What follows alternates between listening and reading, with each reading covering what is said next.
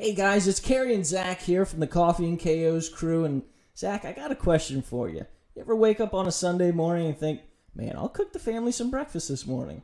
Yeah, time or two. Have you ever noticed how you throw the sausage links up on the griddle to one side, you throw the eggs up on the griddle to the other side, you never cook them touching? No, you don't ever want them to touch. It's weird. Yeah, I agree, man. And it got me to thinking, why do we do that with our underwear? I have no idea. That's a really good question. Yeah, I think it is too. But let me tell you, fellas, Sheath has solved that problem.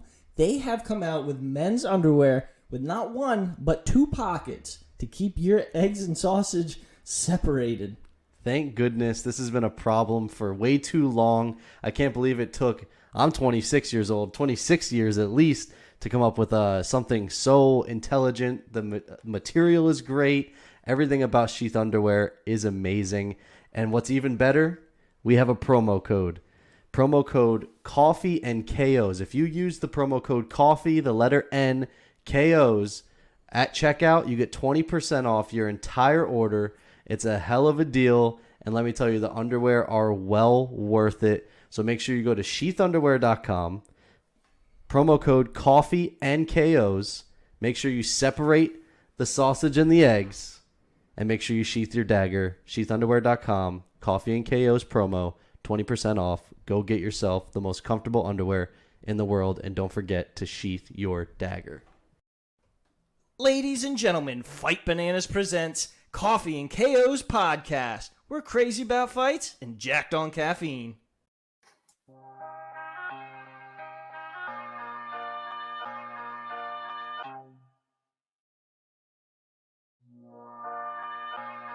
Ladies and gentlemen, can I please have your attention? I've just been handed an urgent and horrifying news story. And I need all of you to stop what you're doing and listen.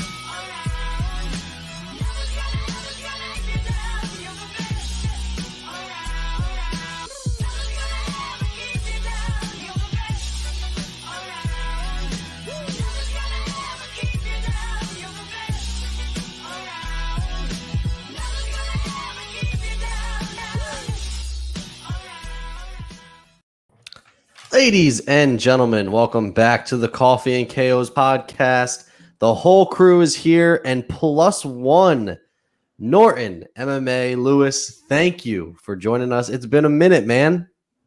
No, thank you for letting me come on. No, last time was really good, so this is going to be hopefully just even better. I miss the accent. It adds so much flavor to the show, to our boring accent. So I think it's perfect. It's not a good accent in this country. It adds like a level of like sophistication to the podcast. I feel like if you said that in the UK, they're no, Really? not where I'm from.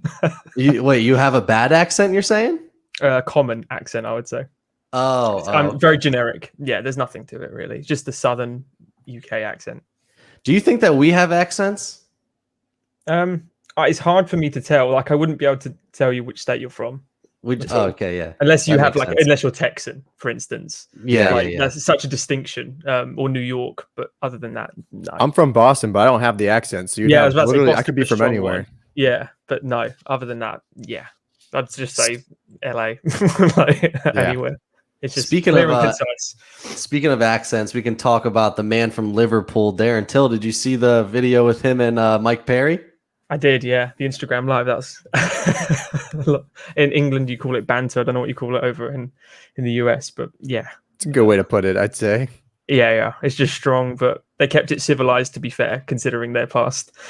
God, I love Darren Till, man. I love him so much. He is so freaking funny. Like, there's him and Bisbing. I can just listen to them talk all day and they'll make me laugh nonstop because they're so funny. And honestly, Darren Till speaks very highly of Mike Perry in that video. I mean, he practically is begging him to come there to train with him. Like, he really feels Mike Perry has a very high ceiling, but we all know Mike Perry's background and know like the trouble he's gotten in. And I was talking to Steve before we went live, and like his last camp that he lost to Tim Means, it was no camp. He just ran. That's all he did every single day was run. He didn't box. He didn't do anything. And Tim Means is a veteran. Like, so for him, I mean, he didn't look awful. He just gassed out and he admitted it in the video. And so I've always thought Mike Perry has potential. It's just kind of, he's been his own worst enemy. And it was nice to see. I mean, yeah, they were still talking shit to one another back and forth, but it was still nice to see both guys respect each other, give each other, props. Obviously, in the world of MMA, if I fought Steve, I'm going to think I could beat Steve up because that's a confidence game. You're not going to go into a fight thinking you're going to lose. But it was just nice for them to be, respectful of each other's game. And Darren Till practically begging Mike Perry to go there and train with him. Yeah, it's interesting, isn't it? When there's an accent for you as well. Darren Till and Michael Bisping. Oh yeah, that's Northern England. You've got Manchester and Liverpool, where it's if I spoke to them and then you speak to them, you'd think they're two different countries, me and him, but it's both in the UK. But as you say, yeah, if Mike Perry came over to the train at Team Cowbon in Liverpool, it'd be a different beast. You think he's already got wins over Paul Felder, for instance, and Felder's no joke. The wins he does have are good wins, but he's just lost silly things like taking his girlfriend into the corner, being silly. Or that video went live, didn't it, on Instagram where he cut his leg open and there was blood everywhere. And you're like, what is he doing in his background or whatever trouble he's getting to with the police? He's got potential, but he's just a bit crazy. And you don't know if he's going to shut that crazy down to focus on a career. Yeah. And I'm wondering too, because I think it was like all that craziness happened and then like his son was born right after. And it's kind of like, will that potentially change him? But he was now saying like the reason that he's not going to go travel with Darren Till is basically because his family, like he wants to stick around with his family. But, maybe he can kind of pick them up and bring them over or just sacrifice it for like a few months for a training camp, see how it goes. And then maybe he kind of turns a little bit of a corner because he's still young enough where he can actually still develop a little bit as a fighter and still, hold that ranking that he has.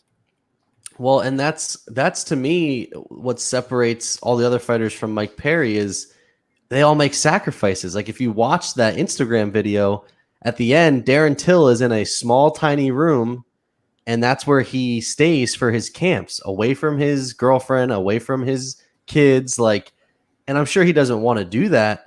But that's a sacrifice he makes to make it. That's how he provides for his family. And, this isn't me knocking Mike Perry, but you have to make sacrifices in the game of MMA. To get better, that's just part of the game. And if he's not willing to do that, he's going to stay the same Mike Perry, which is always going to be exciting. He's always got the chance for, a flash knockout, and you never know what he's going to say. And that's exciting, but he's never going to reach max potential if he's not willing to make those sacrifices. Look at Dan Hooker. What is it, 3 months that he couldn't see his kid, and he went in there and lost in, a minute's time. But, that's the sacrifices you make to get to where Dan Hooker's at. And I know it sucks. I wouldn't want to leave my family either, but I know that if it was going to change my family's life at the same time, because Darren Till has a big, beautiful, I don't know if it's a house or an apartment, whatever he lives in, but it's huge. It's a nice place. I know Michael Bisping was giving him shit because it was 5 bedrooms and all this stuff. And it's immaculate, but he doesn't stay there while he's in camp because it's a distraction in the game of MMA. It's such a mental game and everything else that you cannot be weak and be in that game. You got the cutting of the weight, the waking up every morning to train. It's a grueling sport. And if he's not willing to make those sacrifices like Till is begging him to, it's not going to happen. I mean, he wants Perry to get 3 wins this year. That's a tall task. I mean, I want Darren to get 3 wins this year. Me too. I love Darren Till. I would love to see Till and Izzy because they are very good, both just phenomenal strikers. I would love to see that fight. And Till impressed me so much in the Whitaker fight. Like he really did. And like I said, I've been a fan of Darren Till for so long. So, I can't root against him ever. So, I'm hoping that he gets 3 wins as well. But yeah, that was kind of my take on that video. I thought it was an awesome video. Definitely. Yeah, it was funny. It's just like, Darren Till's probably better off though. Like you said, focus on his career. He should get 3 wins this year. Kind of don't worry about Mike Perry too much. Kind of let him figure it out because he might just be a lost cause. I don't know. I don't know. I don't know. He's still young yet, so I don't know. Plenty of crazy to go around with him, isn't there? Yeah. Yes. We could do a whole podcast just on Mike Perry, probably. Steve, so what other news do we have? Obviously, we're coming off a crazy weekend with in my eyes, a very overperforming card. I thought that on paper it wasn't that great. We had lost a ton of fights, and it turned out to be a great card with the Marquez submission, the Fluffy Hernandez submission. I mean, just the Usman Burns fight was still great because at round 1 we're thinking Burns is going to take it, and then Usman turns it on in round 2, and before you know it, he's in the driver's seat and wins that fight. Just a crazy, crazy Saturday, and then we have an amazing card, coming up this weekend as well. Yeah, totally. Well, I know we already did kind of our whole preview episode or our recap episode after the main fight there, but Lewis, what did you think about Usman and Burns? That was a hell of a fight. I think moving to Trevor Whitman is probably the best move Kamaru's ever done. When he said hide behind the jab, I've never seen that's better than GSP's jab. Like GSP was known, and he's my greatest. Like I love Georges St. Pierre. So when he was known for a jab, a low kick, and a double leg, and that was his system to win. That is Kamaru's now. His striking is hide behind. It was like a straight right or a straight left because he switched stances so much. Mm-hmm. It wasn't like a jab. The dude's he's an improved Tyron Woodley. I was saying it with my mate Lloyd yesterday. We did our own pod, and that he's not necessarily a better striker than Woodley, but he's definitely stronger, more powerful, and he's a better wrestler. So you're taking you're evolving Tyron, who was already dominant, and now you got Kamaru. No one thought he would do that to Burns. Surely, I didn't. I thought Burns might have taken him there, taken his head. But I thought that's what's so crazy about his the reign that he's on right now is like every single fight has kind of gone the same way where he's been a wrestler for the most part, but when he faces these guys where he can't go to the ground, all of a sudden he stands up and trades and he's actually the better striker. And like you said, he hit you with that jab. He knocked Burns down with a jab like twice, multiple times. Like once so he's just really evolving into this incredible fighter, and it's just he's cleaning out the division. And I know Leon is probably kind of in that conversation at this point. Like he might, because he hasn't really fought him. They fought back in what, like 2014 or something? I was about to say about 6-7 years ago. Yeah. It was a long time ago. So Leon's obviously evolved since then. Like, do you think, I know you're a big Leon Edwards guy. Like, do you think he's going to be the guy to take out Usman, or is Usman just on a whole nother level? It's hard to say because we haven't seen him in nearly 19 months, I think, for Leon. But I think it's going to take. It's not obviously wrestling isn't what you're going to need against Usman. It's Masvidal's striking should be better than Usman's, but Usman was able to shut him down by putting him in the clinch. Just tongue-tied, pushing him against the fence completely destroys all the offense Jorge had. Now, the striking wise, Jorge and Leon are pretty similar to me, just in the sense of boxing and the whole MMA game of kickboxing. I think Usman would have Leon's number, but Leon would give the best run against anyone, personally, because he's shown it against Gunnar Nelson. He wants to take Gunnar down. He wants to hold the ground game down. He wants to beat you at your own game almost. And he's earned a bigger fight. And I think Dana said he wants to get him against Colby, which would almost be like Kamaru Usman, diet Kamaru Usman, if you know what I mean. It's Kamaru Usman light. It's the prep you need. If you can beat Colby, you've got a real chance because Colby's the best we've seen against Kamaru. Yeah, I will say this. I think that what separates Usman, I said this last show too, and what made Woodley such a dominant champ is just the IQ, like just the fight IQ, like to switch the stances, put his power hand forward, knock him down with what you, like you said, it would typically be a straight had he been in his typical stance. but now he puts his power hand forward, gets his right out there quicker and knocking Burns down.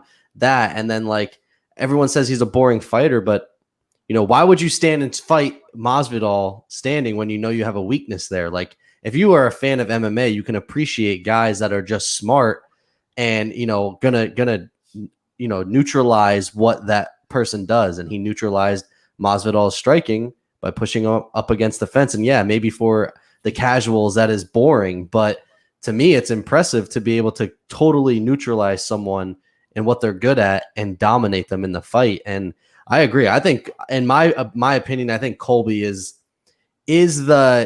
basically the formula you need to beat Usman, but it basically needs to be Usman versus Usman. Like the person that beats Usman needs to be the same exact person, and Colby is the closest to that, in my opinion. I think that obviously his cardio is ridiculous. His striking is sloppy, but it works. I mean, he gets it done, and I don't know. I don't like Colby outside of the octagon, but I do thoroughly enjoy watching him fight. So I would love to see Leon Colby. And the winner of that, I would love to see fight Usman next. But then Usman called out Masvidal because that's a money fight. Why? That's just stupid. That's what I had on my list too for the headlines was, so after the fight, obviously Usman calls out Masvidal, but then afterwards you have Wonder Boy who's basically saying of the top 5, I'm the only guy who hasn't faced him yet. And he's coming off a big win over Jeff Neal. So it's like, all right, well, maybe you put them together, but I still think I would rather see the Colby 2 fight just because the way it ended. Like, I still think Colby was potentially winning that fight. And if it hadn't been finished, like it'd be a completely different story. So that's the fight that I want to see. Yeah. I Wonder Boy. I love Wonder Boy. He gets ragdolled by Usman. Usman has a chin. He has a crazy chin. I mean, look how quick he recovered from getting destroyed with that shot by Burns. I mean, he recovered. And that was on the temple. That shot typically puts out, I feel like, most people. He recovered and was fine. Wonder Boy stands no chance. And that's, I hate to say it, but I don't think he stands a chance against Usman. I really do think that it's either going to be Colby and like Norton said, we don't know what Edwards is yet because it's been so long. Like it's just been so long. So he could this whole time be developing into this, crazy monster that we have no idea about because it's been so long. So I think that the Colby and the Edwards fight makes most sense. And I don't think Wonder Boy gets his title shot. I mean, that's a huge jump to go from Jeff Neal to Kamaru Usman. Yeah, for sure. Yeah, it is. But think about Wonder Boy, like when he fought. You're saying like Lewis, you said like Tyron Woodley is a similar fighter to Usman, and look at how Wonder Boy like matched up with him. Like he was able to. I didn't think that he lost the first fight, and it was a draw in the second one, or was that reverse? I think it was a draw first one, loss on the second one. Yeah. So he actually kind of matches up well, and we don't really see Wonder Boy's ground game all that much, but I think he still has the ground game, and I think he would have the striking advantage in that. So I think that would be a very interesting matchup. Plus, Wonder Boy still looks great, doesn't have a ton of time on his side. So you kind of, if he's going to make a run at the title, it has to be pretty much now or never. Yeah, I think it is a good matchup, but he has lost Tyron, and that was a gun-shy Tyron at the time as well. And Kamaru is faster, stronger, as Zach said, better IQ in the cage, better wrestler. If he got Thompson cornered, he's on his back and he's not letting up, and that's the ferocious part of it. Gilbert Burns went on his back. You just normally say stand up then, or the ref would say stand up, but what Kamaru did was take the time, recover from the shot, and just kick him and just make Gilbert go, okay, I need to stand up now because this is hurting. That was funny. That was funny. He was like, yeah, come down with me, and then in the end, he was like, okay, I'm going to get up because this is hurting my legs. Yeah. And he hit a like one or two really hard body shots too that he got him with. Yeah. That were very, very loud. And my other take on that is, and Norton kind of said it, is the two fights that Wonder Boy fought Woodley. That was not the Woodley that we were. That was kind of the turn of Woodley starting to become gun shy. Like those fights is when you started to see a totally different Woodley. Usman is not gun shy. He is ferocious. Like he is just he's an animal, and I don't know. I think I do agree with Steve as well. That Colby fight, people act like Kamaru Usman dominated that fight from beginning to end. Like, people really forget that fight was so close and such a good fight. The broken jaw is what ultimately ended that. I mean, Colby's face was massively swollen, but like that fight was so close that to me, I would buy that fight in a second. Like that, to me, it's a huge draw. You got one, they cannot stand each other, which I mean, that just and there's not too many real beefs in MMA. Like, that is one where they truly, genuinely cannot stand one another. And I think that automatically sells. Like, that to me is just, it's the best. It's like Conor and Khabib. They hate each other no matter what. They can't stand one another. It's gotten super personal. And I feel like the same thing with Colby and with Usman. So I'm all for that, but I'm also all for Leon and Colby, because I'm very interested to see what Leon has. Like, I've been wanting him to fight forever now, and it's just, finally, like, he's gonna fight soon. He's gonna fight within the next 2-3 months, I think. Yeah. I don't want to see like Leon Colby. Colby is a bad matchup for pretty much every single person outside of Usman. that really shows how good Leon is, though, and it tests his rank. He's 3, right? He's ranked 3, right? He's 3 right now. Colby's 2. Burns is 1. I feel like that is, and Burns is gonna drop, I think. So that to me, like, that's the fight to make. That you get to, it's an automatic title shot again for Colby if he wins, and it's basically a winner gets the next title shot, in my opinion. So I think that's the fight to make. I feel like you could put Colby already, just match him up with Usman right away. I think you could do that, and you should have Masvidal and Leon fight just because of all the bad beef that they had too, and that's obviously an awesome matchup to watch. But it seems like Masvidal's kind of ducking that fight. It seems like they're all just like having some weird Twitter beef with each other and just talking about it. But I would love to see the Masvidal Edwards fight for sure. I'll be honest. I'm kind of out on Masvidal a little bit. Like, damn. I love Masvidal.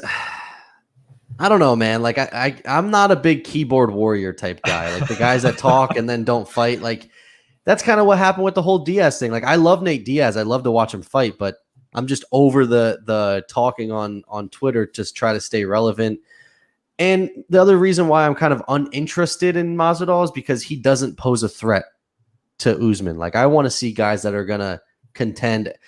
Masvidal could take the full 8-week camp and I see the same result. I don't see anything changing. Yeah, I agree. Colby has a shot to win the belt.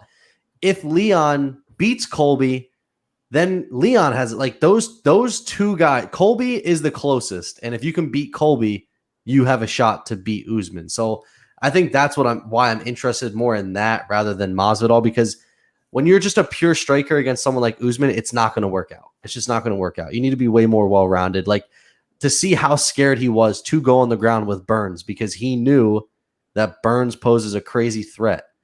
Like, you need to pose a threat to Usman in some way, and his striking has gotten so good and he's so strong that, Masvidal might have the speed and output advantage, but who's to say he doesn't get dropped off one of those jabs? That's how strong Usman is. Like, it's crazy to me. Yeah, if you think about what Stephen Thompson did to Masvidal, for instance, you can just pick him apart. He got a really good win over Darren Till, where Darren Till was in a dehydrated class and killing himself to make that weight. Now he looks obviously much better at middleweight. But when you knock someone like Darren out and then you fight Nate Diaz, now Nate Diaz to me is very much like Masvidal. It's overhyped. He's very good. Don't get me wrong. I agree. Don't get me wrong, but they are not as good as the media portrays. And he's getting older too. Like, they make him seem like he's still this title contender at this age. Like, he's got a zillion fights to begin with for one, and like, he hasn't consistently won in how many years? Like, oh yeah, he had a good 2019, was it, or 2020? When that was the thing. He caught fight, like, he had all those viral knockouts. Like, he knocked out Darren Till. Then he gets the Ben Askren flying knee, which catapulted him to stardom, basically.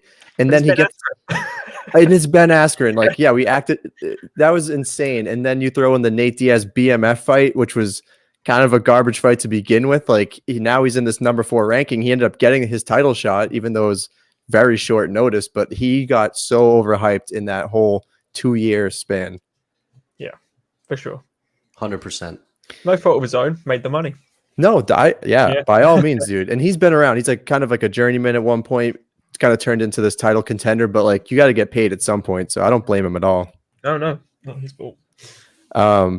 Okay, so if we want to do, we do like rate that matchup now, Lewis. It's like a new thing where a fight gets booked. We just kind of talk about it, rank it 1 to 5. There was really, mate. Allison. yeah, yeah. What am I doing here? That's for the people out there, the new listeners that rate that matchup. We'll go 1 to 5 on how we like the fight. There has not been a lot of fights, to be honest. One of them was actually a fight that got booked for this weekend. So Luis Pena, Violent Bob Ross. He's going to fight. He steps in on like a week notice to fight Drakkar Klose. I really like that fight. We've seen Drakkar Klose be, he's very successful, but he had a tough loss. I think it was to Beneil Dariush recently. You think?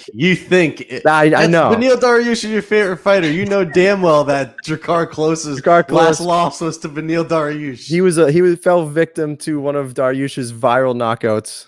So no shame there because it's Beneil Dariush. Guy's a stud. And Violent Bob Ross, though, he dropped his last fight, I believe. Do you guys remember who that was to? I don't remember who it was to, but I believe he missed weight. Yeah, there was something going on there. I like the fight, though. It's like a 3 for me. It's not like super great names. They're not ranked at this point, but it is like a solid 3 for me. It should be a great fight. Is this at featherweight? It's not a catch weight then if it's coming in a week's notice. I can check that, actually. Is it 145 Pena fights at? Yeah, they're fighting 155, actually. So is that catch weight? Or no, Pena always been lightweight? He's always been lightweight. Okay. Yeah. In my head there, I had him as a featherweight, so I was just thinking, is he stepping? Well, he has bounced back and forth. Okay. But I think he was just in actually Fight Bananas. He's friends with the guys that on Fight Bananas, and he did say that he's looking to stay at 155. Okay, nice and strong. Yes, he's a tall guy for the weight class anyway. He's long. Yes. I like this fight a lot. I would say it's probably a 3 for me too. I think Klose is very good. We did see him gas out against Dariush, in which he lost. I think he tried to empty the gas tank to finish Dariush, and then ended up getting clipped, and then that's when Dariush took over. Pena, dude, that's a tough matchup for anybody in that division because he's so tall. And he's got very good striking. He's a guy that so I was listening to his interview, and they bring him in for Dustin Poirier to fight with, and he imitated Conor for his for Poirier's entire camp. So I don't know, Bob Ross is very well respected in that gym, and short notice fights are tough, but he's been out for a while and he's been training. I like that fight a lot. I'm gonna go 3, and I think that Pena is gonna have the edge. I don't know what the betting lines are on that, but if he's the underdog, I would sprinkle a little money on Violent Bob Ross. Based on it's a week notice, and he's missed his weight, as you said, for the last one. I'm gonna go Drakkar Klose for that. But yeah, I think that's out of 5. You say I think that's a fair 3 as well. It's not like wow, but it's gets your attention. Yeah, makes your eyes look at the fight and go, oh, Bob Ross is fighting. I feel like the short notice works both ways sometimes, though. If Drakkar Klose is planning on fighting someone, then all of a sudden he gets a 6'3", 75-inch reach. He'll have a 5-inch reach advantage on Drakkar Klose. That works both ways. Where maybe Pena's not super ready for it, but that's a really difficult opponent for anyone. So I think it definitely could be, if there's plus money on Pena, that's got to be the play on that one. Yeah, for sure. There's only one other fight. Maybe we can do 2. We can do the Bellator Grand Prix. I didn't want to do the whole thing, but they obviously announced Yoel Romero, Anthony Rumble Johnson. I started watching UFC a little bit later on, so I don't have a whole ton on Anthony Johnson, but this seems to be a pretty massive fight, maybe happening a little later than everyone wants. But bro, you don't know. You got to go back and watch some Rumble Johnson clips, man. Never seen him fight. Power is insane. Never seen Rumble Johnson fight. Oh my! Funny story.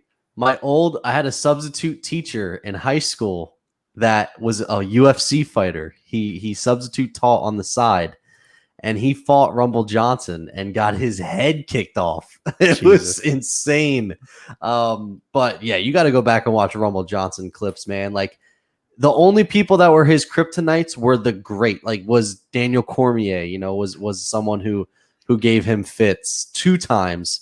Like those guys he struggled with, but man, that dude, his hands, his power is insane. I did not think he was going to come back because he got huge. He started doing bodybuilding once he retired. I didn't think he was going to really drop back down, but I think that fight's going to be awesome. I'm interested to see how it goes. I'm super excited about the Grand Prix. That's something I've been lobbying for, especially in the UFC lightweight division, especially if Khabib was to drop the belt that we've been talking about. Like, if they did a tournament, because that division is so stacked, I think it would be absolutely awesome. Like, I would love that. So I'm pretty excited about it. I would give, honestly, that fight it's a 4 for me. The only thing that scares me is whenever Yoel Romero is in big fights, he doesn't do anything. And there, I could see a lot of not doing anything in this fight. Like, it's happened way too many times now. And then he'll bitch that he lost the fight because all he did was sit there and stare at Rumble the entire time. So that's the only thing that kind of worries me a little bit. But if they fight like they should, I think it could be a 4. Yeah, it's going to end up being a Francis Derrick Lewis fight, isn't it? Just staring at each Please other. no. That's what I mean. But he did the same he did the same thing against Izzy. And he did it one other time too, I think. There's a few, isn't there? But you, Steve, not knowing Anthony Johnson's fights, that is a little pain in my chest because only 3 of his fights out of 28 were not in the UFC. He's a full UFC record fighter. And his debut was against Chad Rayner, I believe. And then he fought a guy, I think I told you this the first time I ever talked to you. He fought a guy who's 5'6" called Rich Clemente, the original No Love before Cody Garbrandt. He had No Love tattooed on the top of his back like a weirdo. 5'6" when Anthony Johnson, he didn't miss weight when he was back at 170. So he was really skinny, he looked awful. And he used to fight with contact lenses in. He got contact lenses falling out all the time. And Rich Clemente rear naked choked him. 5'6" guy. I mean, Rumble can't wrestle for shit. He's not a wrestler at all. Maybe could Rich Clemente. He couldn't do much at that point. But that was when he was like 4-0, and then he was 4-1, and he's beating people like Tommy Spears back in the day. He fought Vitor Belfort. He fought my man Dan Hardy at one point at 170. Dan Hardy fought that monster. And it's just Anthony Johnson is an OG. You've got to go through his history if you haven't seen him. Yeah, he's. I'll do it. From 170 up as well, though, when he's just one-shotting people with his kettlebell hands. It's ridiculous. How do you like that? 1 to 5? You big 5 on that? No, because it's in Bellator. And Bellator ruins everything. In the UK, I don't know about in the US. In the UK, it's next to impossible to watch it. Even though they have business deals with British television companies, we have BBC down here, you can never find it. And you always have to watch it the next day when the results are posted everywhere on social. So if you want to find it, it's so difficult. It's so hard to watch live. And just the comment, they've got all the old commentary team is freaking they still got Goldberg now, and John McCarthy can't commentate for shit. I don't like Bellator really at all, but I am interested in the Grand Prix though. They've got some good fighters, and the Grand Prix, I love the idea of the tournament, but I just think it's going to be so anticlimactic.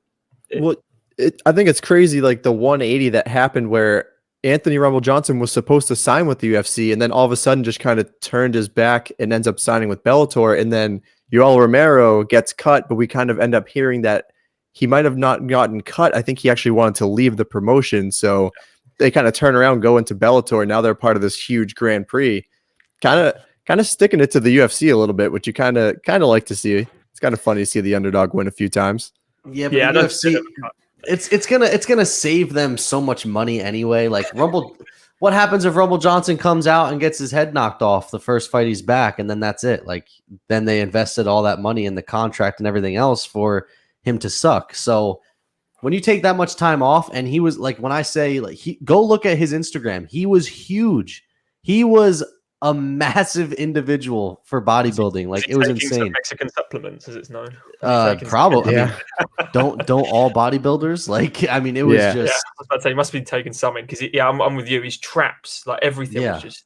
Like, how do you get that massive in such short time? That fight, what's going to happen is if that fight goes past the first round, those guys are going to be sucking wind so bad. They're going to be so tired, both of them. Kimbo sliced Dada 5,000. Yeah, exactly. Swinging meat hooks, yeah. All right, well, it'll definitely get me to watch Bellator.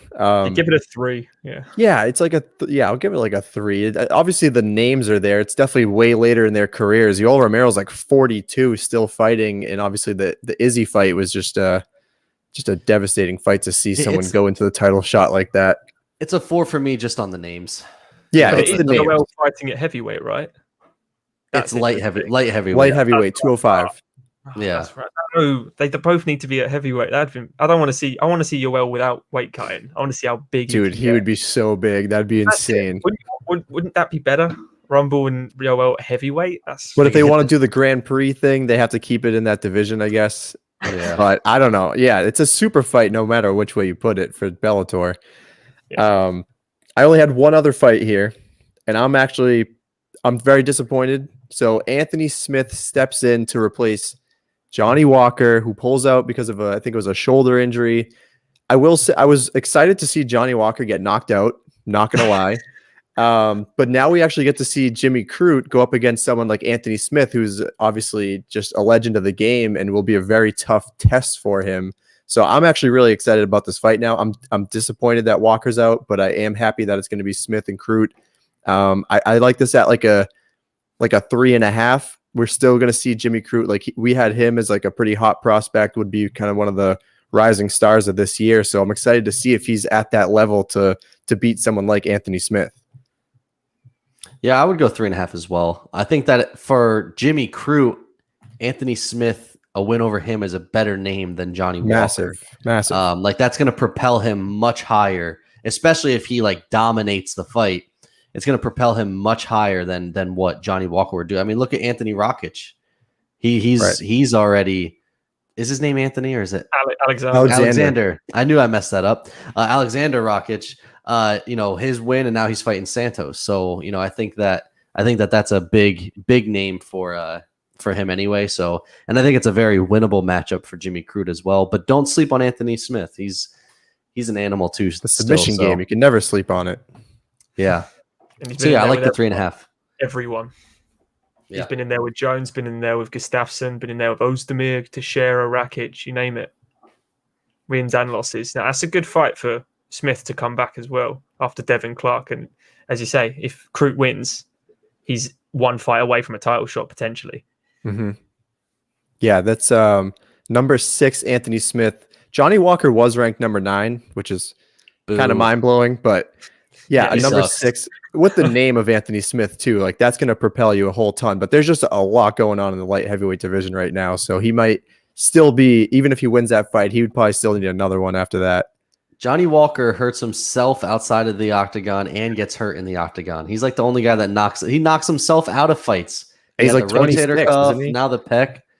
Did he do the worm at home? Is that what it was? I think, yeah, he was trying to practice and it just didn't go well. He's that is the epitome of a hype train, like Steve always says, just getting absolutely derailed. I mean, he's bad. He has no chin. It was so promising, wasn't he? So promising. Him and Sage Northcutt and Paige Van Zandt. Oh my God, Paige Van Zandt. Swept to the side. Sage Northcutt might be the worst though. Like he was talked about. Like he reminded me, and I don't know if Norton's gonna know who this is, but like the Bryce Harper of MMA. Baseball player? Yes, like Bryce. Sorry. Yeah, I figured so. But I don't know anything about baseball. If it was fighting, I was like, he's gonna know any fighter you say, but Bryce Harper. Well, Bryce Harper, so was like on the cover of Sports Illustrated at like 15 years old as like this greatest baseball. He's going to be the greatest baseball player to ever live. Like this guy is going to be great. And he is good. Like he turned out to be good, but he's not like, he did win the MVP once, but like he's kind of overrated. Like he doesn't do that well. He doesn't hit for a great average. I'm not going to go into a whole baseball thing because you don't know what I'm talking about. But anyway, yeah. But Sage Northcutt was like this young guy that was supposed to be this star, and he's bad. Like he went to one and got knocked out. Like he's just not good. And so I kind of compare the two in that way. So I'm not Sage Northcutt to me is probably the biggest disappointment. At least Johnny Walker has some impressive wins. Like as far as like flashy, Sage Northcutt, I don't know that he had any. Lost to Mickey Gall. So Yeah. Exactly. Someone that comes out to "Hey Mickey, you're so fine." It's not, not on your record. That was all I had for the matchups, and I think we already went through all the headlines too. So I don't know if you want to get into the picks now. Stefan Struve. We didn't. Stefan Struve. He was on the last thing on my list. He came out today, tweeted he's done. He's only 32 years old, I think, but he's fought so like many 46 times professionally. So many health issues too, dude. When you're 7 foot tall, like he's huge. I would love to be taller too. I'm a short guy, but man, when you're 7 foot, a lot of health issues tend to happen, and yeah, he's had a lot of health issues. Listen, man, he still beat the baddest man on the planet, so in Stipe Miocic. So that's something that'll be ingrained in my brain forever. Like that's still. Like you just look at the careers after that fight, and it's just two totally different paths. But yeah, Stefan Struve is like, I'm not gonna say he's a legend, but like he's fought some of the best people in the world, and unfortunately for him, I think the downfall happened because of the health issues. I don't really necessarily think it was him being bad or anything. It's just when you like the heart condition alone, like that's pretty scary stuff. So. Who knows how that hampered his training and everything else. So, but no, I think it's smart on his part to finally call it quits anyway. So, yeah, losing 5 of the last 6 fights again. Yeah, he's just there's no point. He's done everything he needed to do. Yes, he's young, but not in experience at all. As you say, his record was 29-12, 29-13, something ridiculous. A lot of fights at 32 years old. Yeah, very rare. Do you have more fights than your age is what I've seen. Yeah. And he's like 32 years old. He's 33-13, I think it was. So 46 pro fights. That's insane. Oh, there you go. But that's the last for the headline. all right, you're ready to get into picks then. So I don't know what site we're going off of because UFC.com has Aspinall, Arlovsky on the main card. They have Rafael Alves on here with no opponent. And then you look on ESPN and Aspinall's not on here. They have Phil Hawes on the main card and no Reyes. Let's do ESPN because I feel like they're usually pretty solid as to who's actually booked. Okay. Do you want to talk a little bit about Aspinall, Norton, just because that is your guy? I mean, we love make Tom a pick Aspinall on it too. So we all know if anyone we're all picks picking against Tom Aspinall. Aspinall, you're a fool. Arlovsky is going to get picked up. Is going to get destroyed by Tom Aspinall. I'm so happy you said that because Tom Aspinall, obviously from Team Cowbon as well with Darren Till, and you've got Mike Grundy there. You've got a ton of guys there. But I said this again with my mate Lloyd yesterday that out of all of his fights, I think 95% of them haven't gone past 1 minute. He just knocks them out or submits them. That's him. It's just he's got so much power, and his dad's a Brazilian Jiu-Jitsu black belt, so he's learned that from a young age. He's got the ground game. Have you ever seen him use the ground game yet? No, because he doesn't need to. Yes, he's fought a fat middleweight in Jake Collier as his debut, and people said, yeah, but who has he fought? Don't get too hyped on him. He's another hype train that he's going to be derailed at some point. Young Frank Mir lookalike, but you only can beat what's in front of you, and he dispatched him in 45 seconds. He then fights Alan Baudot. Minute and a half dispatched next, and he's just not even hurt going into this. He talks fresh. He's calling out people realistically, not ahead of him, like 2 down the rankings or anything. He's just calling out non-ranked people. He wants octagon time. That's what he says. Yeah, he spent like 5 minutes in the octagon in his last 7 fights. That's Francis Ngannou territory. Yes, they're a different caliber. Obviously, Francis is beating people in the top 5. He's beating people not even ranked, but he's only had 10 fights in his career. So personally, Andrei Arlovsky coming into this is in trouble for me. I think the worst Tom Aspinall in the world will beat the best Andrei Arlovsky at this point. The chin is gone. Yes, he's experienced. He's coming off 2 wins in a row, which is great. Is it against Tanner Boser, I think, was his last one, which Tanner Boser was looking quite good as well. So he's still there. Andrei's still capable of winning in the UFC, but not against this beast. That was also a shit version of Tanner Boser too, because Tanner Boser didn't do anything that entire fight. Had he even thrown like one combination, he probably would have won the fight. He didn't do anything. It was a doll fest, wasn't it? Yeah. So yeah. No, I don't know how much you guys know about Tom, but watching with my own eyes, we chose, so Steve and I did like a list of guys to watch out for that could potentially make a title run this year or make it to like top 5.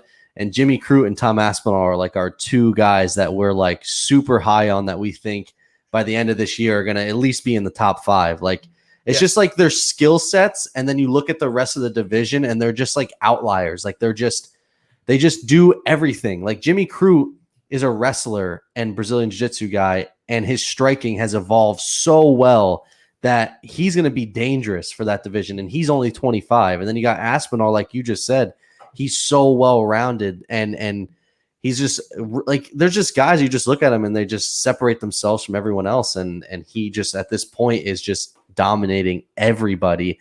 And you look at the rest of the division, like look at Curtis Blaydes. Like he's top in that division because he can out wrestle almost everyone in that division. That division doesn't have a lot of wrestlers. And so anyone that can wrestle in like the heavyweight division is going to, in my opinion, skyrocket. Like DC is so good in the heavyweight division because, I mean, he had power in his hands, but always a threat to wrestle, take the fight to the ground and dominate the fight. Yeah. You know, and you know, heavyweight is primarily known for, you know, 1 round fire fest knockouts. That's what it's typically known for. Yeah. Well, that was my big thing when I was looking into Tom Aspinall. He actually started with Brazilian Jiu-Jitsu. He has like an insane background with that. I think his dad owns a gym and he was training under him. And then eventually he ends up training with Tyson Fury. Boxing. He was a sparring partner. Yeah. He was a sparring partner with Tyson Fury. Now his boxing is off the charts. Yeah. So I think, we're all, and I was going to play devil's advocate for a little bit there and just say, Arlovsky has all the experience in the world, has won 3 of his last 4, with the 1 loss being to Rosenstrike. Obviously, that is, everyone gets knocked out by Rosenstrike, almost everyone. And then Tanner Bozer, Philip Lins, Ben Rothwell, those are all solid names. With the experience, maybe he has a chance, but like you said, he can be chinny, and I think Aspinall's just going to knock him out. He's just a bigger guy. Yeah. Yeah, I think I don't know if he'll knock him out. I don't know which way he's going to finish. He could submit him. 1 minute. He could submit him. You don't know. 1 minute fight. In 1 minute, he could take him to the ground, choke him out. Can you bet on that within 1 minute? You can bet in that, I'm sure. Yeah, you'll find someone, some betting company. I'm definitely saying a round. If it goes past a round, I think it benefits Aspinall because he's getting octagon time. It will only make him better and go, okay, perfect. I'm getting the experience, getting the time. Andre, if he looks anywhere like he did against Tanner Bozer, Aspinall is just going to annihilate him. It's going to be an execution. I just don't see how this wins for Andre Arlovsky at all. Carrie, do you want to make a pick for Aspinall and I think it's very clear Aspinall. Okay. I don't think anybody's going to argue that. All right. Aspinall TKO across the board. This is where Arlovsky wins, yeah. Just crying. Yep. Oh goodness. All right. So anyway, this card is stacked. So how many fights is this? Because last week we had 10, and I think there's 10 just on the freaking prelims alone. Like there's 15 total. Yeah, I mean it's a stacked card. Tons of good names on here. I'm really looking forward to the Spivak. I can't pronounce his last name. Versus Vandera. So Vandera was on the Contender Series and called him out. That fight's going to be good. We have Skelly is fighting, which his fights are normally good. Landwehr, Eddie Wineland, Luis Pena, like we said. I think that's Jared Gordon. He's fighting. It is. Phil. Yeah. So I mean, there's just so many good fights on this card, and then Alves still don't have an opponent, but he's on the card. And I think that's Nico Rodriguez, who's also very good. So just a lot of good fights on this card, and it's gonna be really good. And by the way, before we make picks, make sure on Saturday you guys tune in. The Cafe Parlay will be posted on Saturday morning. We'll do a video or something, and we'll discuss on what we want to do. We are 1 for 1, Steve. 100% hit rate. Everyone that made that bet last week, you are welcome. We can't tell people it's 1 for 1. We have to just say it's 100% right every time we've done it. Just don't say that, because if you're wrong this week, you got to say it's 50% next week. Hey, we'll roll the dice because we're gonna hit it again. Don't worry. Yeah, I would strongly take all of our betting advice. I bet and I win every week. If you listen to the show, you know I lose all my bets. All right, let's get into the fight. Steve, you want to take us through the first one? Sure thing. So this one starts off. This could be a banger right here. You have Hawes taking on Imavov. This one came in even money, so it's actually a pick'em, which is kind of excites me a little bit because Hawes is obviously a super dangerous fighter. He's a Dana White Contender Series guy, and we just saw him fight not too long ago. He knocked out Jacob Malkoon first round, and he has a 100% finish rate himself. So 7 TKO victories, 2 submission victories. Is 32 years old, only 9-2 pro record, so he doesn't have a whole ton of experience. But that's the same thing for Imavov, who is 25 years old, so he's a younger fighter, but still he's also 9-2. More of a submission guy, more of a grappler. That's going to be his style. I think he has 4 submissions on record here. In his UFC debut, he had 1 takedown, 4 submission attempts. So that seems to be his path to victory. You got the power versus the grappler. This is really hard because usually in these types of ones, you can kind of lean towards the grappler against someone who's a little more one-dimensional. But I just really like what Hawes has been doing, and his power is just super insane. So I'll ride with Hawes on this one, and I'll go with TKO. Damn you, Steve. Yeah. Typically, I feel like I lean towards the wrestler when you have the wrestler versus striker, because they just typically, I mean, once you get the fight to the ground, you wear them out. And then by round 2, round 3, they're spent. But Phil Hawes possesses just insane power. Like, his knockouts are nasty. We did see him lose, though. I think his first fight on the Contender Series, he lost. And I think it might have been to Marquez, actually. It was. And Marquez is a guy that can wrestle a little bit. I don't know. How did he lose? Is it on? Do you have it up? Damn. No, I don't. I'll get it for you. But I'm still gonna go Phil Hawes. I'm gonna go by KO as well. I'm predicting possibly. I think if it goes past round 1, it starts to lean into Imavov's favor. But I think that we might see a round 1 KO from Phil Hawes. Marquez head kick, round 2. Oh, yeah, that's right. I do remember that, actually. Yeah, I think if Imavov, as you said, gets past round 1, then it's a grinding fight for him, and he can definitely pick it up as a decision. I don't see him finishing Phil, but I'm going to be boring as well. I think say Phil by knockout. Phil, the other thing to watch for is Phil Hawes has like 0 body fat, and typically those guys tend to gas out much quicker. We saw it this past weekend with Rodolfo Vera. He freaking 1 minute into the fight was tired. So that's something to watch out for too. Keep this in mind. Hawes's last 5, he's won all of them. They've all been finished in the first round. So you don't really see him outside of the first round in a lot of fights, and that can be a problem. If he gets pushed into the second, third round, he may gas. Yeah. Especially against a wrestler who can push it against the cage. If you can push it against the cage, he can't use his striking. Now it starts to become a whole other ball game. Should we now repick? It sounds like we're all picking. Are you switching here? No, I'm still going to go Phil Hawes. Yeah. First round. He ain't getting past the first round. All right. So second fight. Is Carrie not picking? Oh God, I'm sorry, Carrie. I do this all the time. I was gonna say something, then I said no. I'm just gonna let him go, and I knew he was gonna skip me. And once again, you guys aren't wearing your wigs. So, oh my God, I forgot. We can't time. wear wigs when we have guests. It embarrasses me. That's what embarrasses you. If I had one, I would wear one. Don't worry. We'll send you one. What's the shipping on that to England? Can't he just buy one? Like, do you guys have Amazon there? Of course, we have Amazon. Okay, I don't know. Yeah, you can buy a wig if you want to fit in. Like buyers as well, yeah. Do you guys get like the Amazon Prime 2-day shipping? It's not a third world country, man. Same-day shipping. Listen, you're talking to a guy who's been out of the country one time my entire life, and that was on a resort. I have no idea about other stuff. It's not Amazon over there. It's Euphrates. No, I think Hawes is gonna knock Imavov to the land of Oz. I'm going Hawes KO as well. So we got Hawes KO across the board. Across the board. I think that's one we're gonna have to put a bet on. Yep, first round finish. Oof, that'll pay nice. It's honestly, it might be close to a favorite. Dude, Rodolfo was a minus 150 favorite for a first round finish in that fight, and he lost. God, you don't see too many favorite minus money or favorites for like those type of prop bets. It's normally always plus money. All right. Sorry, my phone turned off here and I forgot what we were doing. Next one, Alexi Olynyk versus Chris Dawkis.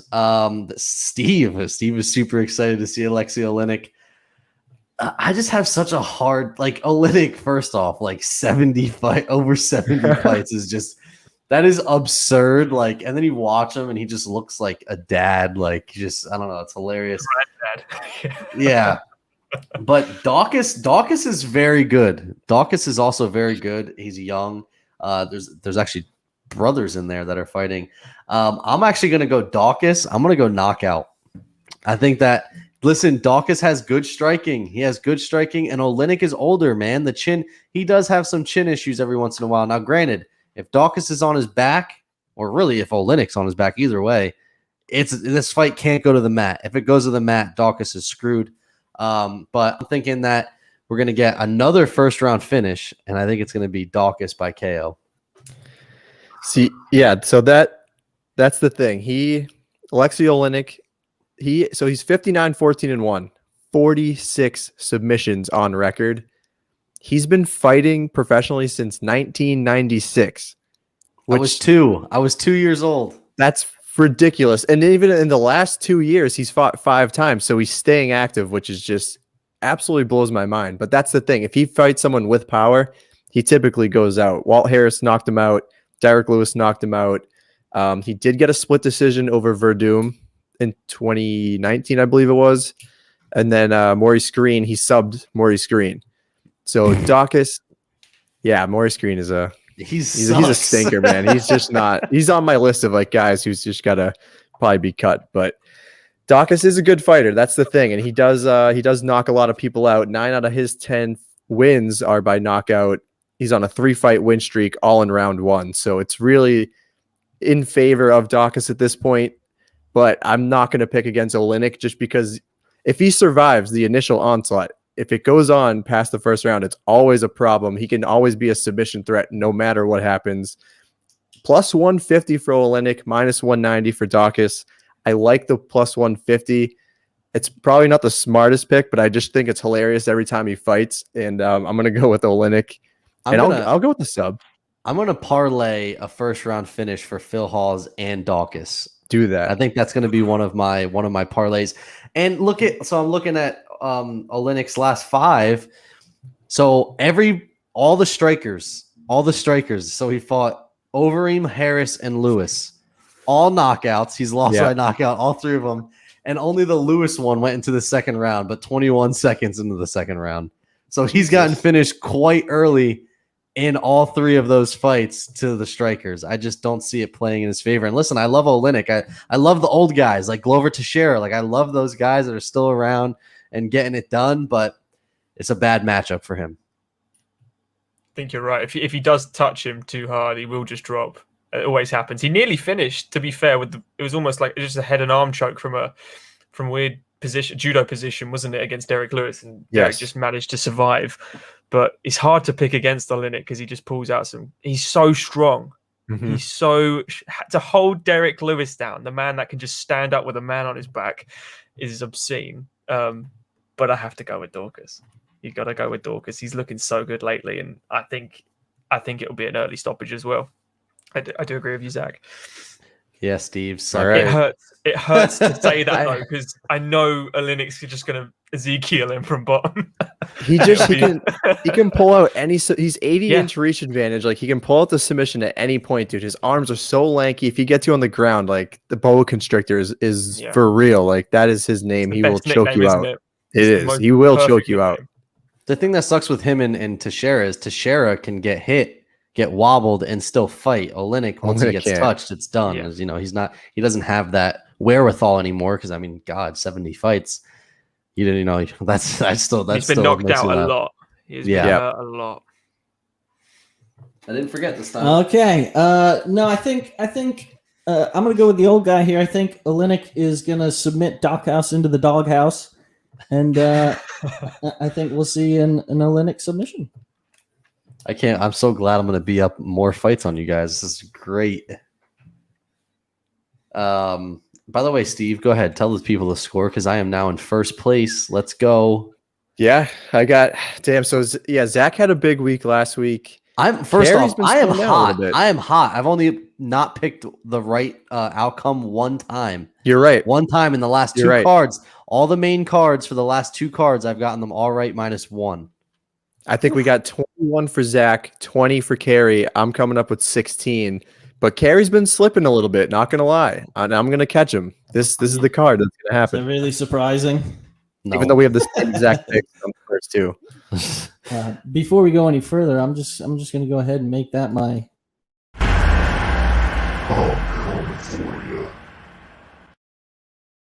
Scary carry pick for Zach. I feel totally safe with that, so I have no issues with that at all. I don't have to worry about it. The next one, our guy, Derrick Minner. Do we even have to go into this? Derrick Minner is going to sub Charles Rosa. It's not even. There's not even a question. I'm not even questioning that at all. Charles Rosa might be one of the more overhyped guys in the UFC. So Derrick Minner was talking about it when he was on our show, and he's like, when he took the fight with Rosa, people were like, "Man, Charles Rosa, like he's dangerous." He's not dangerous. He's 4-4 in the UFC. Like that's not a great record at all. And like he does have a win over Bermudez, but like Minner was saying, Bermudez missed weight in that fight and everything else. Like, you know, Steve, I know you're a Boston guy. We've already established this. Charles Rosa is a fake Boston guy. He lives in Florida now. Like if you're a real Boston guy, you never leave. Every person that I know that loves Boston stays in Boston. They never leave. They love it there. And so he's a fake Bostonian. He now lives in Florida, and he's also a chef, so he's gonna have a hard time making weight. And I'm going Derrick Minner. Plus Derrick Minner, this is his first full camp ever. He's never had an 8-week camp, and it's a full camp with James Krause. He's 100%. This might be the best version of Derrick Minner we see. He doesn't really get finished often, and his rear naked chokes are lethal. Like his chokes, if he gets the neck at all, this fight is over. Also, Charles Rosa had neck surgery.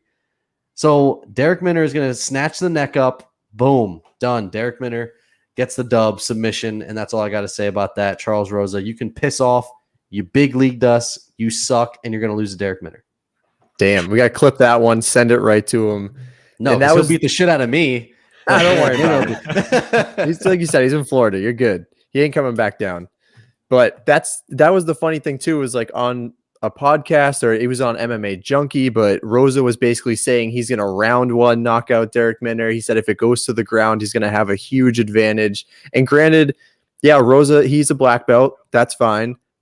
He didn't look too good against Bryce Mitchell, who's obviously looked like a superior Brazilian jiu-jitsu fighter, but he was exposed a little bit in that. So maybe his grappling isn't as good as we think it is.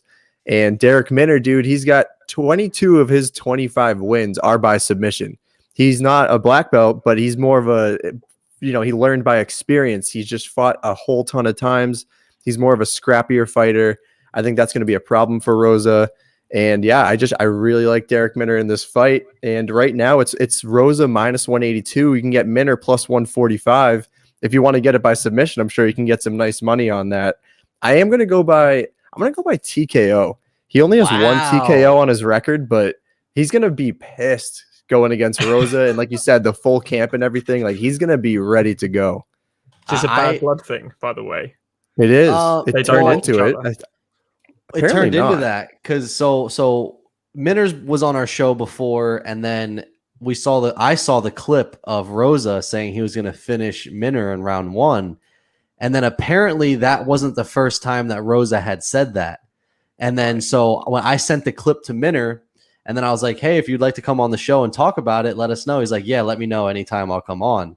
So he came on the show, and he was basically like, yeah, he's been talking shit this whole time, saying he's gonna finish me and all this stuff. And he's like, I just don't see it. And so, I mean, Derrick Minner's a pretty like calm dude. He doesn't really he's not very animated. So it's not like he was getting like hyped up or anything, but I definitely think there's going to be bad blood there. I don't know if he'll knock him out. I could see him knocking him down and then jumping on a choke though, like something like that and getting a sub. But yeah, Minner is a savage dude, and he's got so many fights. Like he's got like 40 fights already, And he's also, I think they're around the same age where Rosa has like maybe 15 or 16 fights. Like Rosa's actually 34. Min is only 30. yeah, so he's got more fights. Mid-30s, yeah. Yeah. So I'm off on Rosa. I'm all in on Minner. Lewis, do you dare choose Rosa? I was about to say, after that whole monologue, that soliloquy, I cannot say Rosa. So you can't. We might have to kick you off the show. Yeah, exactly. Yeah, Can we just get a piss off Rosa? Say piss off Rosa on 3. 1, 2, 3. Piss off Rosa. Yeah, there you go. Yeah, Derrick then. Let's go with Derrick. But I'm going to say decision. I'm going to say he's not going to finish him. I got that. That's the controversy, but he still wins. I'm so interested to see how he does on a full camp under James Krause. Glory MMA just has, we saw with Marquez, and they got so many fights coming up, that gym. Like, that's great for us, especially with our shirt, you know, giving away the shirt. I mean, there's just so many big fights now. Tim Elliott's back there again, so it's going to be, Glory has a big year coming up. Listen, if Minner's the winner, then I'm a sinner, and I'm only human, so we all know that I am a sinner. So I'm going Minner chicken dinner submission. Love it. Oh God, Carrie, I love you. Someone has to. All right. Oh, I wanted to say this girl's name, but it's Steve's turn to take us through it. But I'll say it anyway. Yana Kunitskaya. Boom. He's been practicing that, ladies and gentlemen. Call me the next John Anik. I can get it done. That's all I gotta say. Steve, you can take us through this one though. All right. So this is our co-main event, right? Yeah, this is our. So we have, and I'm not gonna. Yeah, Stephen A. Smith is pissed right now. He does not want back-to-back women co-mains. What does he actually do? What does Stephen A. Smith do? Is he in charge of the sport? Like an analyst, but he's just like on like a ESPN, like I guess you could call it like a talk show, like a sports talk show, and they debate. He's a debater. So he's not specified to a specific sport. It's just general sport.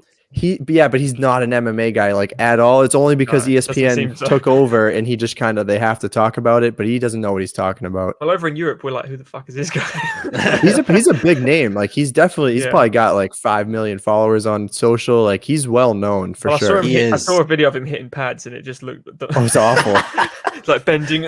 Yeah. Well, as soon as he said all that stuff, everyone just passed that one around. It was like, "You're an idiot, Stephen A. Look at this video." Yeah, it was hilarious. But he is a turd, man. Yeah, he doesn't seem like a nice person. Smart. I think most people just consider him a sports analyst. Yeah, we'll go with that. Yeah, he just says like he was on a talk show for a while that was literally just guys like, let's say that I believed one thing and Steve believed the other thing, like, and we would just argue back and forth for an hour about it, and it's just stupid. Like, it's just the dumbest show. And his takes are awful. Like, it's just so bad. And then, like I said, the women's, I can't believe, well, the one thing that surprised me is after he said that, he was the first promo. He was the first guy reading the promo on the card, on the pay-per-view on Saturday. Like, how do you do that? Like, he just literally came out and talked shit about all the women MMA fighters, and then you let him cut a promo for the UFC. Like, I wonder if he even believes what he's saying. He's just saying it so he gets viewership. He says things. He just says things. He just yells it. He's loud and he just yells things. He's smart, but I think, and it was on a podcast, so I think, maybe he just said something he didn't mean to say, but I'm sure he regretted it. He didn't issue an apology, so he must have meant it. All right. So we got Caitlyn Vera taking on Yana Kunitskaya. Thank you, Zach. Good job. You're welcome. So this is our co-main event of the night, and this is going to be a good one. So these are basically two ground game fighters. Vieira's, I think, more of like Brazilian jiu-jitsu. I think Kunitskaya is more of just kind of like a wrestler.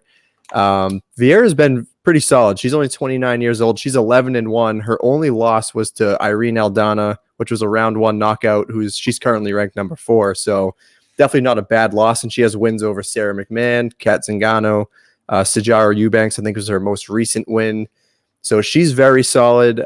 She's not a great striker, but she does have good takedown defense. But she does utilize her wrestling and grappling a lot. So she throws up a lot of sub attempts, gets a lot of takedowns in every fight. So she's very solid.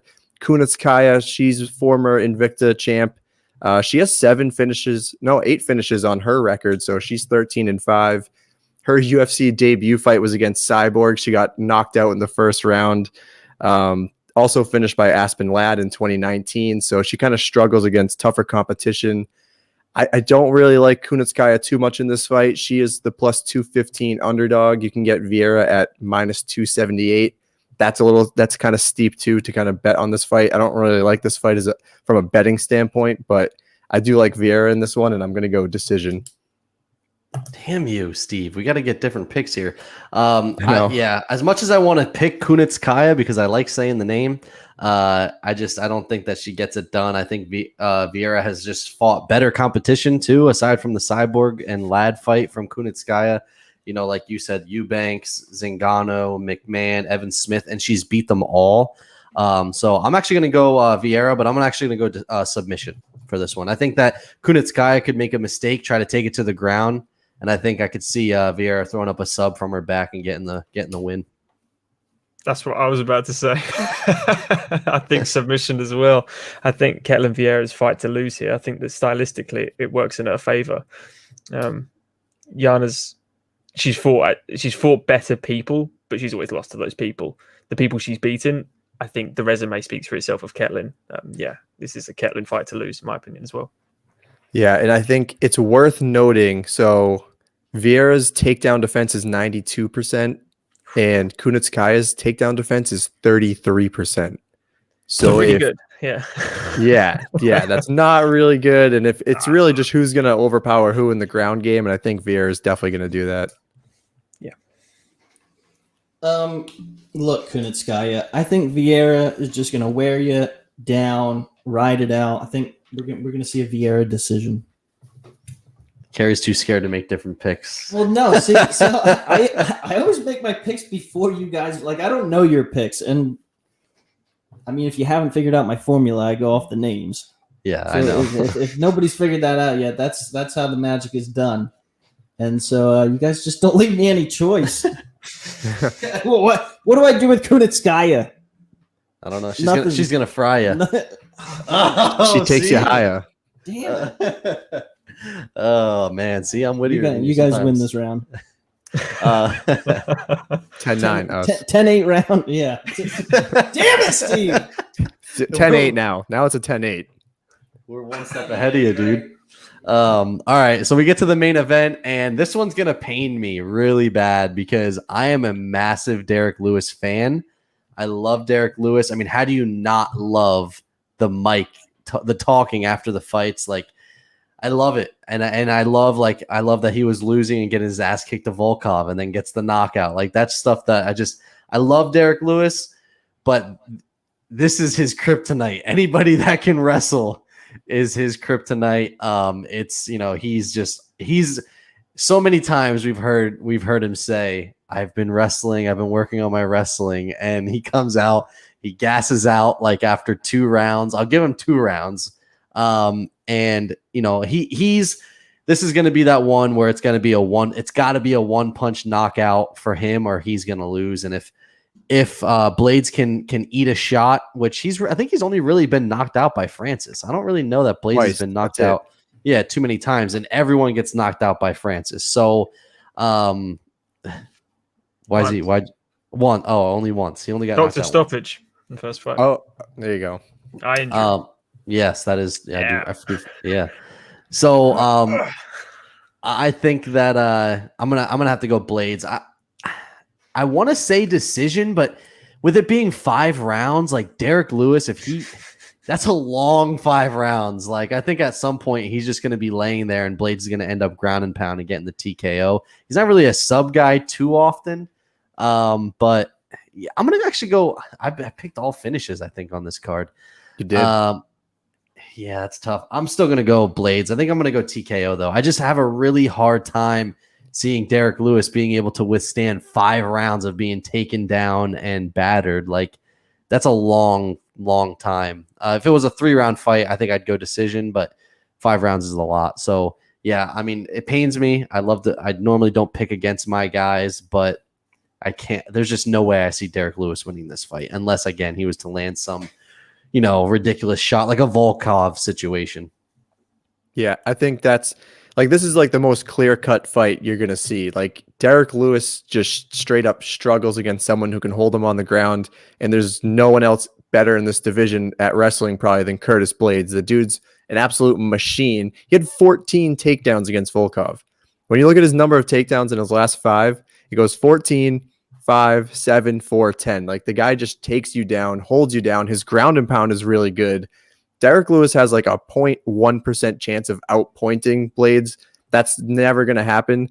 It has to be that, like you said, that one-shot knockout power. But like he is the guy that can do that. He has probably the most power in the UFC outside of Francis Ngannou. He can take you out in one shot at any point throughout the fight.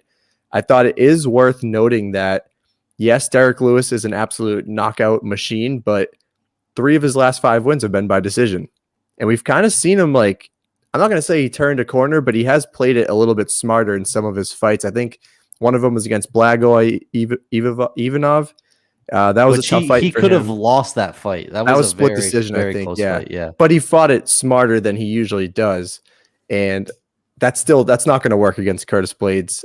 I'm taking Curtis Blaydes TKO. I like you said, it's not going to, he's just going to get so tired after the first 2 rounds of being not like taken down again and again. I don't even think he's going to get back up. Like if he gets held down in a round, he's probably not going to get back up.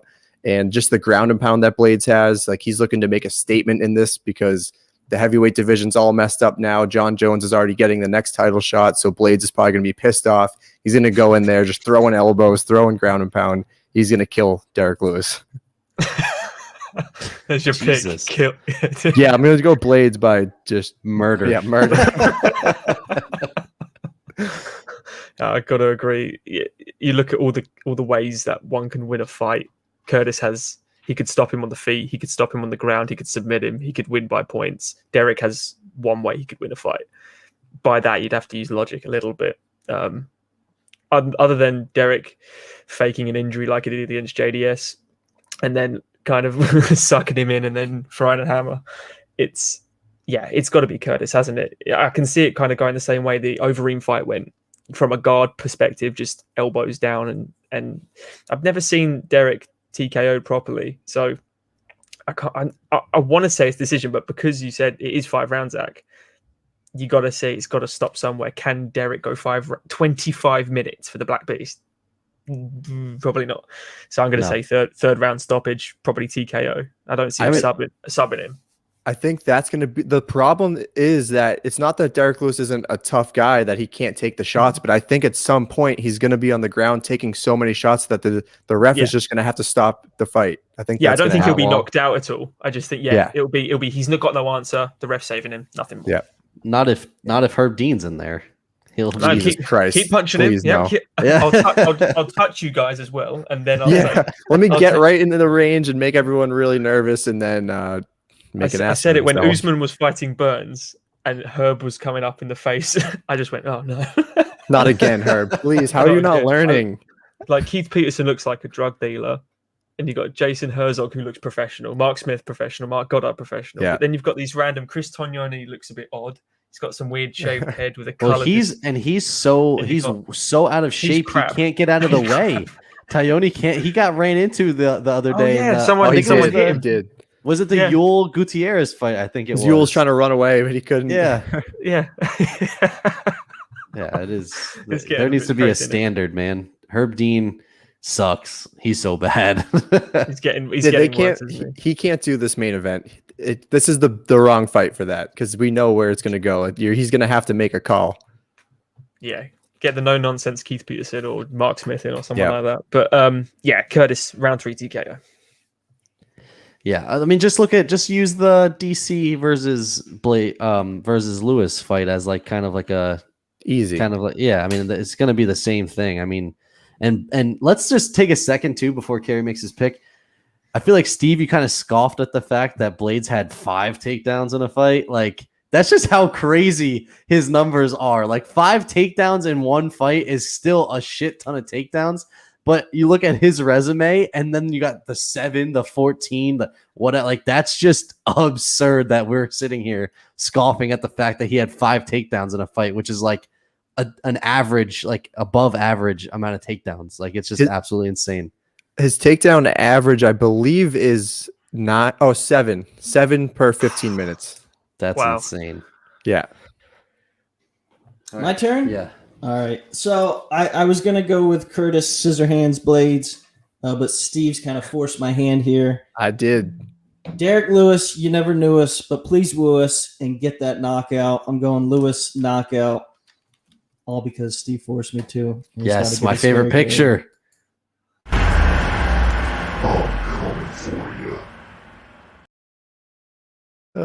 You son of a bitch.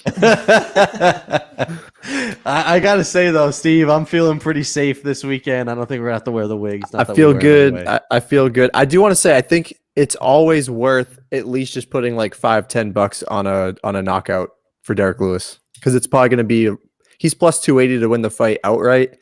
Blaydes is minus 375. You could probably get a Lewis knockout for like plus 350, plus 400. Yeah, I would say so. I mean, you never know.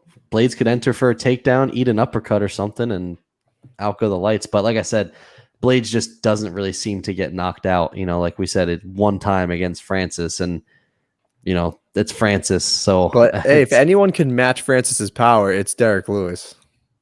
Yeah, no, you're not wrong. Right? I mean, listen, Derrick Lewis is my guy. I love him. I love the Black Beast. But this is just wrestlers are just his kryptonite, man. He can't typically hang with those guys. I agree. Anything else for the good of the cause before we shut it down? No, I think we did it all. We did it all. Lewis, anything? I will, if we've got 5 or a few minutes, I would like to get your guys' picks, because I know I won't be here for it, for Stipe Francis too. Damn. Francis. I think we both picked Francis. Because I got some hate on my video on YouTube for it. It's done well. I watched your video and I agreed with everything you said, and I do. we actually picked Francis to be our 2021 champ by the end of the year. I said I put it this way: like Stipe weathered the storm the first time, but he was on the brink of losing that fight. I mean, he ate a lot of shots, and in that time, we've seen him get knocked out by DC. I mean, we've also seen him come back and win, but his chin is starting to become more susceptible as he's gotten older. And I don't think he weathers the storm again. And Francis is hungry as shit, man. He wants to fight and be the champ so bad. Like, he is so pissed off. And he just, dude, like, he's the Tyson version of MMA at this point, I feel like. Like, just the power and the spend the $70 on the pay-per-view for 30 seconds. Like, that is Francis Ngannou. And I love Stipe. He is the greatest heavyweight of all time, but it's just not. I don't see. But Stipe, like in his last fight, like he dropped weight. Like he came in lean, which I think is going to hurt him in that fight. You know, he's going to need to kind of beef up a little bit to withstand that shot. But I like Francis in that. He's coming in on a warpath. He is. He's man on a mission. It's mad, isn't it? The greatest on paper, the greatest heavyweight of all time is an underdog again. You have to put money on that. 1,000%. You have to put money on Stipe. Really? I'm not. As an underdog, that's like when it was Wonder Boy was an underdog against Jeff Neal. You were like, oh, that was really? Yeah. But no, I don't see anyone winning this but Francis. What does Lewis's? So we did get a question. What does Lewis's weight look like? Fat. Yeah. Big. He's coming at the 265. 265. Oh God. The other thing I wanted to ask, non-MMA related, Norton, do you like Peaky Blinders? Yes, of course. That show is amazing.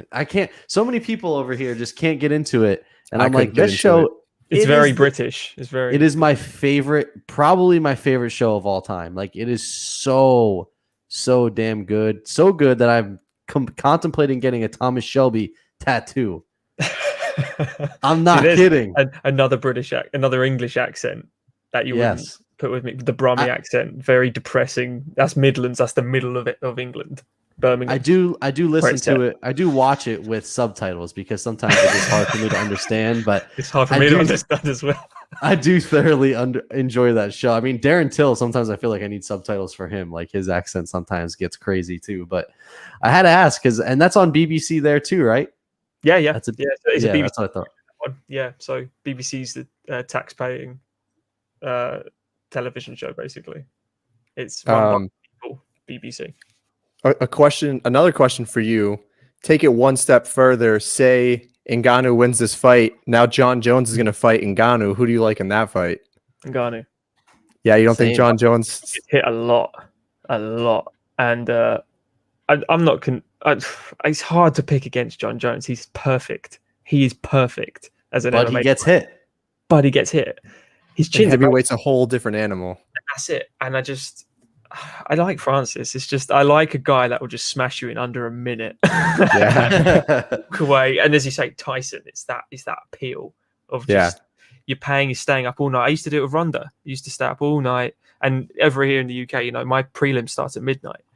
And then I'm watching the main event at 5 a.m. until 8 o'clock in the morning or whatever. And then, you'd sleep in that day. I used to stay up for Ronda and she'd armbar you in a minute. And you're like, oh, it's very like, oh, I stayed up for that. You knew it was coming. I knew it was you're coming. Still like a little sad when it happens. Yeah, you just want it. Like I want Francis to have a 3-minute fight with Steve and then knock him out. Not 90 seconds or Not the Rosenstrike 10-second just barrage. That was exactly the windmill effect. Yeah. I don't know, like the $70 might be worth it for me if he KOs him like at the Overeem KO, where like Overeem was like the toes curled under the feet, like that was a different dimension, wasn't it? Yeah. Yeah. So like I'll pay the $70. We don't pay money for it. As is done through BT Sport. So we pay a subscription monthly and we get everything. Fight nights. That's how it should be. That's how it should be here. Except we pay for McGregor fights. Like McGregor, when McGregor fights, we have to pay BT pay-per-view. It's like £20 or $30 or something for you. So it's still cheaper. It's still way cheaper, but it's still just Connor. Only Connor. It was. There's only been Khabib. Khabib's one was Cowboy Cerrone v Connor. Wow, that's weird. Izzy fights. That's one. There's only like 3 a year, but it's probably Khabib, Israel now, and Connor. They're pretty much. So anybody who's like the big draw, like the draw, you got to pay. Anyone that can break records, maybe, then you pay £20 so they can make a little extra money. They're not making enough UFC. So. The other thing that I forgot to mention was, I don't know if you saw my tweet, but Dominic Cruz is on a prelim, and so is who was the other guy I said? It was Dominic Cruz, and there was one other guy, and I don't remember what I tweeted now. Dom Cruz was the big one. Oh, Joseph Benavidez. Benavidez also on the prelim. Like, man, it's sad when you get. Oh, how the mighty have fallen. Yes, I want Dominic Cruz to beat Casey Kenny up so bad, dude. Especially after that podcast with Sean O'Malley too. I'm like, knock this dude out. Was it with you I spoke to when I put a lot of money on Marlon Vera winning? I think so. And he obviously, I knew he was going to win. I hate Sean O'Malley with such a passion. He's such a douche. Did you see him and Casey Kenny on the podcast talking together? They're just assholes. Just assholes, man. Yeah. Just nothing more. Why people like these guys, I don't know. And he's fucking knobhead of a manager guy. He's got such a big following though. Like everyone loves Sean O'Malley. I just can't stand him. Not in the UK. Yeah, I'm not an O'Malley fan either. No. All right, guys. Well, hey, Lewis. But yeah. Lewis, we really appreciate you coming on, man. It's always a pleasure. We appreciate you staying up late, especially when you got to go to work here in a few hours. But anytime you want to come talk with us, you are always more than welcome. It's always a blast, and we really, really appreciate it, man. I appreciate it as well. Thank you for having me. Anytime. All right, guys, that's going to do it for the Coffee and KOs podcast. You can find us on all social media platforms and at Coffee and KOs, and also YouTube at the Coffee and KOs podcast. Also, I want to give a shout out to Sheath Underwear. Sheath Underwear, that is our sponsor. Make sure you go to sheathunderwear.com. Use promo code CoffeeNKOs. You get 20% off your entire order. The product is amazing. We love Sheath Underwear, and best underwear I've ever had, hands down. So, but yeah, make sure you give us a follow, 5-star ratings, subscribe everywhere, tune in every week. We have more interviews. Every Wednesday, interviews are coming out. And then Saturday nights after the show, we recap every single event. No matter how late it goes, it does not matter. We are on the mics talking about it come check us out, hang out with us. And that's going to do it. Sheath underwear, sheath your dagger, coffee and KOs. We're out.